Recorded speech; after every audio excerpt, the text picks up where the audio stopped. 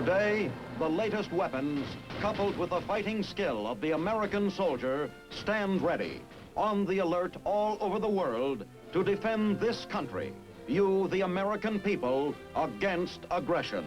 This is The Big Picture, an official television report to the nation from the United States Army. Now, to show you part of the big picture, here is Sergeant Stuart Queen. Since the First War, man has tried to win by striking suddenly at the weakest point of his enemy's defense. Virtually every avenue of surface combat has been explored, and few possibilities have been overlooked in the recurring wars which have dotted man's history since biblical days. Centuries of combat and almost 4 decades of powered flight slipped by before man recognized and proved that victory could be accelerated by means of an attack from a new direction. The sky, vertical envelopment. That's the airborne story.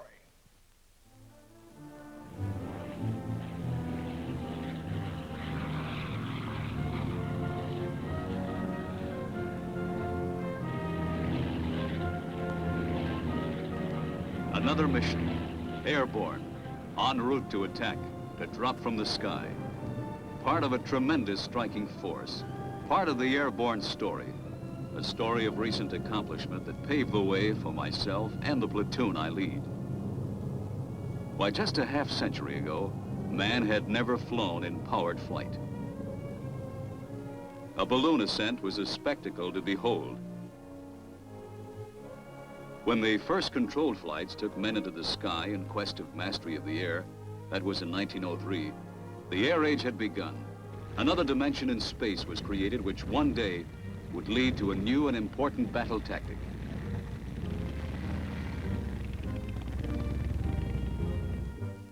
Our Army took the lead in aiding and encouraging a new industry. Aviation, it was called. At first, it was assumed that the only use for these contraptions would be in communications, and they became part of the Signal Corps.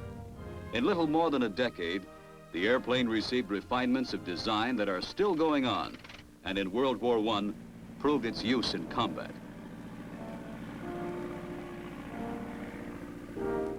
But it wasn't until after the war that parachutes began their development. Principal users seemed to be daredevil barnstormers who jumped from fragile wings to thrill a Sunday crowd.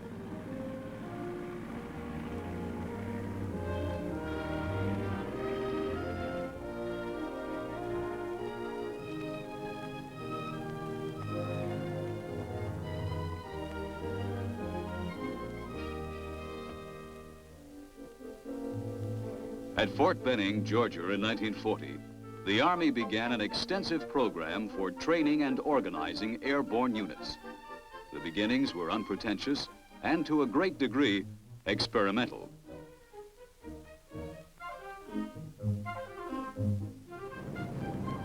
This was the final phase for those of us who went through those first days at Benning.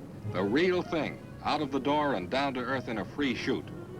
48 of us came out of the 29th Division, then we split to form the 82nd and 101st. In 1941, we in the world saw a demonstration of the effectiveness of an airborne attack. German Stukas escorted transports across the Mediterranean. Their destination, the island of Crete. Their strength, a battalion. Their mission, seize communications and knock out command machinery. The result, success. But other airborne operations early in World War II involved little more than sudden raids by small bands of parachutists. It was soon found that those lightly armed shock forces needed to be supplied with heavier weapons, reinforcements, and a battle plan which included quick link-up with friendly ground forces. We proved this in 1943. July was the month. Sicily was the place. And according to the newspapers, we in the 82nd had transformed a military concept into one of the world's deadliest fighting machines. This was an aerial assault more ambitious, more daring than anything Hitler or Stalin had ever attempted. The liberation of Sicily was a shadow of things to come, a moment for which all Europe was waiting.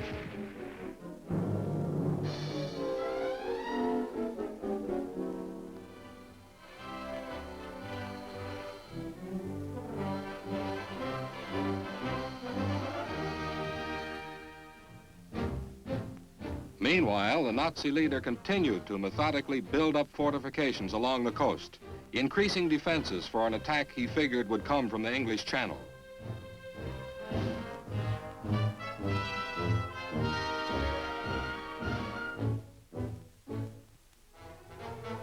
Our outfit had been transferred to England, and we were caught up in a maelstrom of planning and training, a program that increased in size and tempo.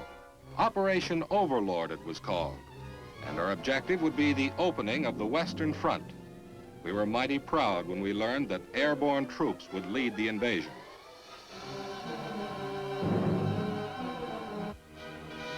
The climax was approaching, the results of months of preparation, building up supplies and men. In the dim light of the dawn of June 6, 1944, we loaded aboard C-47s, and the 82nd and 101st took to the sky. We had begun the invasion. Our outfit, along with the Screaming Eagles, shooted into flak that was so thick you could practically walk on it. We came down to fight an enemy who was determined to slaughter us or push us back to the sea. But we held on and did our job, which was to capture causeways leading across the flooded areas behind the Normandy beaches.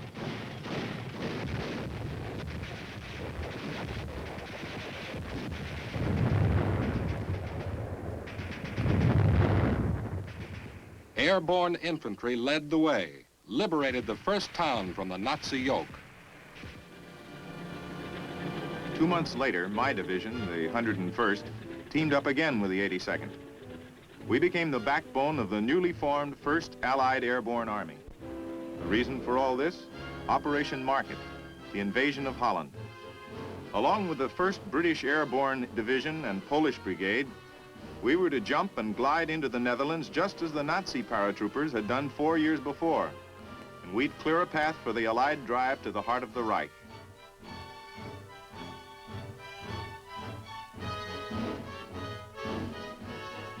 Gliders would play an important part in this operation.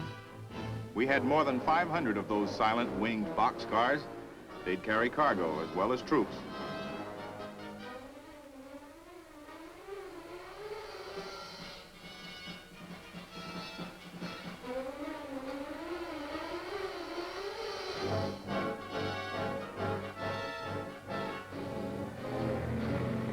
Great trains of troop carriers and gliders took off from British airfields in the direction of the North Sea and the dunes of the Dutch coast.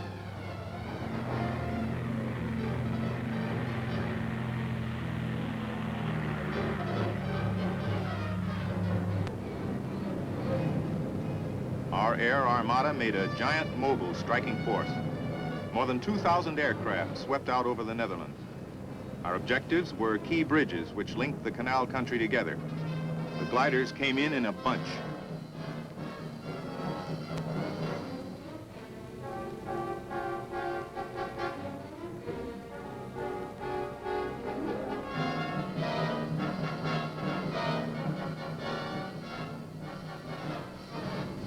We jumped from a medium altitude. There was a clock-like precision about the whole thing. And our assembly after the drop was considered the best in the history of our airborne effort.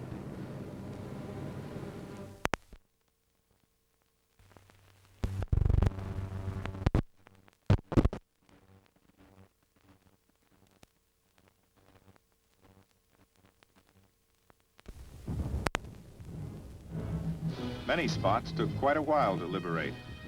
Despite aid from members of the Dutch resistance groups, it was 3 days before we could get across the Maas River. The Germans didn't give up easily, and the town of Nijmegen got quite a beating before we took it.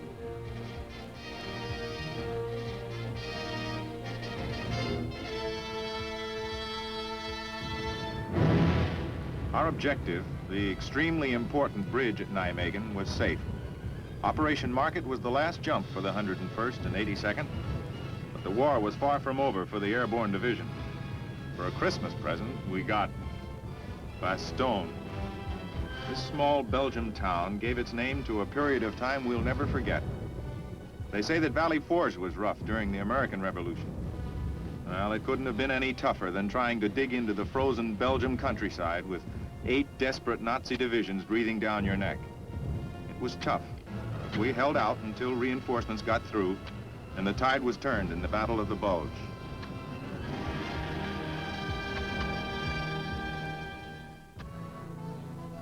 General McAuliffe and General Taylor, our commander, led a big list of those of us who were decorated for Bastogne.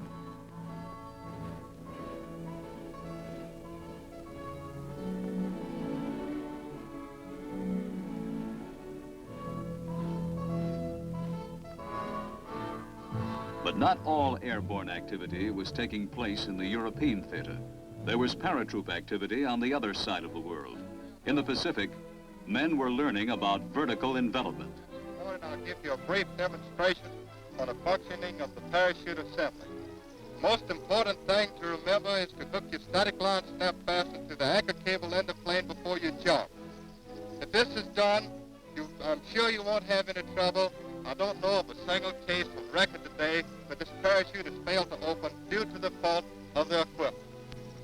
As soon as the man has hooked the static line snap fastened to the anchor cable in the plane, he leaves the plane following the length of the static line, which is 15 feet long. The cover breaks off with the aid of a brake cord attached to the cover to the silk at the apex. It pulls the silk from the pack assembly. The line's being pulled back. These soldiers were additions to a rapidly expanding airborne striking force. You ready? Stand up and hook up. Check your equipment. Sound off for equipment check. Hey, not okay. Not okay. 6 okay. 5 okay. 3 okay. 2 okay. Close it up and stand in the door. Is everybody happy? Yeah. Well, let's go. Push on. Push on.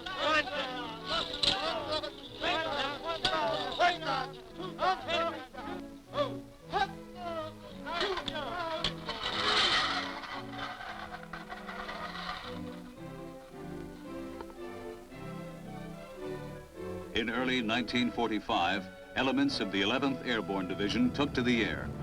These men had seen a lot of action, but most of it was as foot soldiers. They were on their way to a spot some 40 miles below Manila.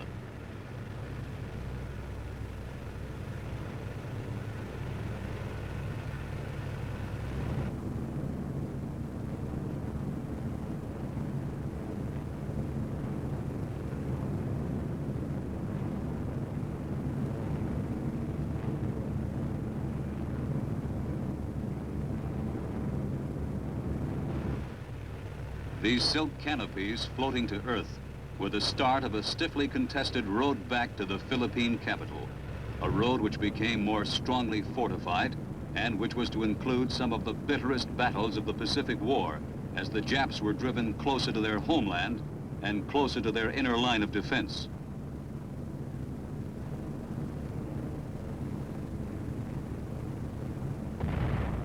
Only a terrific pounding overcame Jap resistance.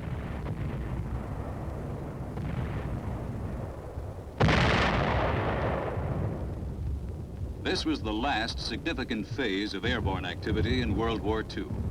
Fighting as foot soldiers, the 11th Division Angels helped to retake important positions. Then, victory in the Pacific canceled plans for an airborne invasion of the Japanese islands.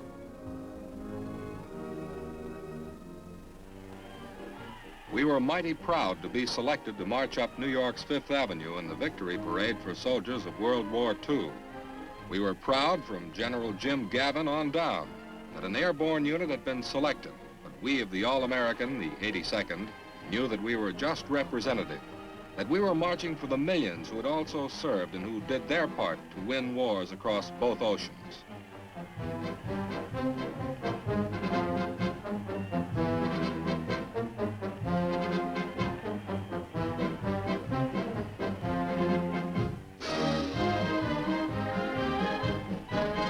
Most of us would be returning to civilian life, to careers and lives that had been interrupted.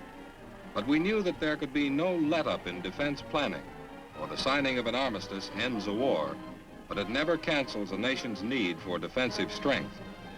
With the world on the threshold of the atomic age, our flying soldiers loomed as an important force.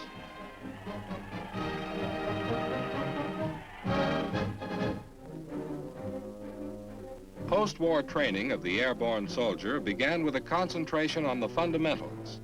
Fort Bragg became the home of my old outfit, the 82nd. Our military leaders had learned much from wartime operations. And as the warm atmosphere of post-war friendship chilled into a Cold War, it became increasingly important that we should not store away all that we'd learned on the battlefields. And even though several airborne divisions and regimental combat teams were deactivated, the training of individual airborne soldiers was intensified.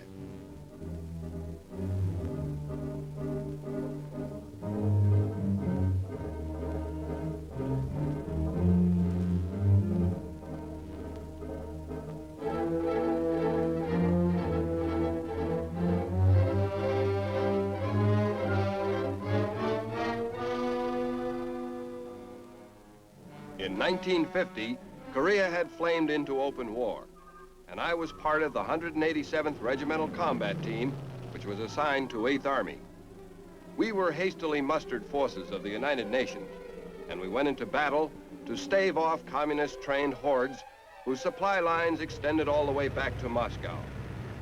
This was the first taste of combat for one of the first aircraft specially developed for airborne operations, the flying boxcars. An outstanding aspect of the airborne phase of the Korean conflict was our development of greatly improved techniques for dropping heavy equipment. For this was the first time in our airborne history that combat troops received intact such essential items as howitzers, trucks, and jeeps. Much of the success of the Korean drops can be attributed to the large amounts of materiel we supplied by air.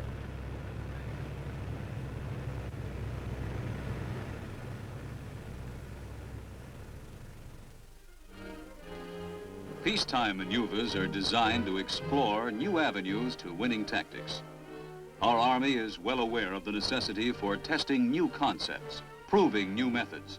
There can be no relaxation of standards with the kind of tension that covers the world. Exercise Flashburn was born of the atomic age.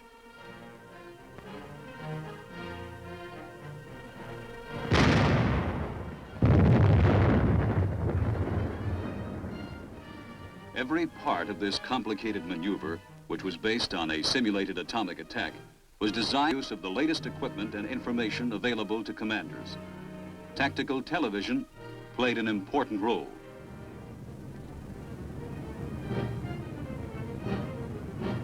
In a few decades, the parachute had lost its identity with the barnstorming, wing-walking daredevil and has taken its place as a useful tool of war.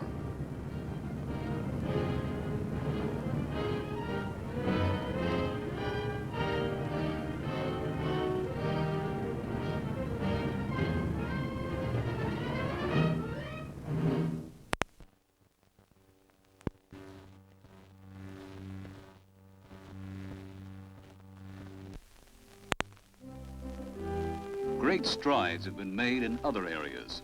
Aircraft have been designed for the express purpose of serving airborne forces. The C-120 Fairchild packplane, unique tractor trailer of the air. It's equipped with several types of cargo pods which can be easily detached. This versatile flying trailer can arrive as part of an aircraft and then be towed away by a motor vehicle.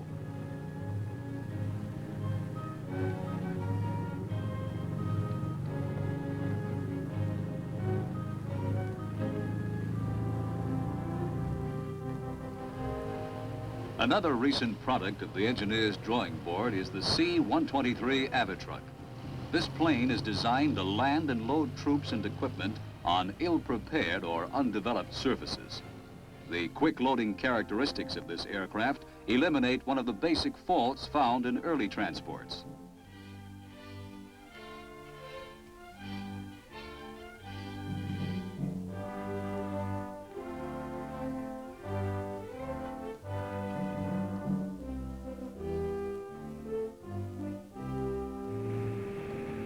The Douglas C-124 is a long-distance heavy transport used principally as an airlift plane. Its troop-carrying capacity is 7 times that of wartime aircraft, sharp contrast to the C-47, workhorse of World War II, whose capacity was 28 paratroopers. and there are even more on the horizon.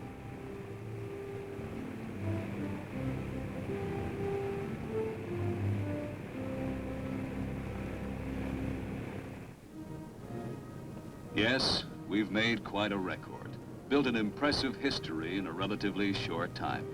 And today's airborne soldiers are taking advantage of the mistakes and successes contained in that history.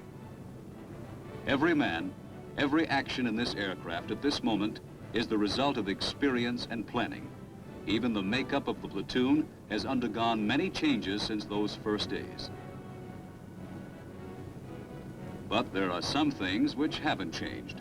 The need for care and preparation, for organization, which begins much before we ever board the aircraft. When we coordinate our actions with the other services, my job as jump master makes me responsible for complete understanding with the air crew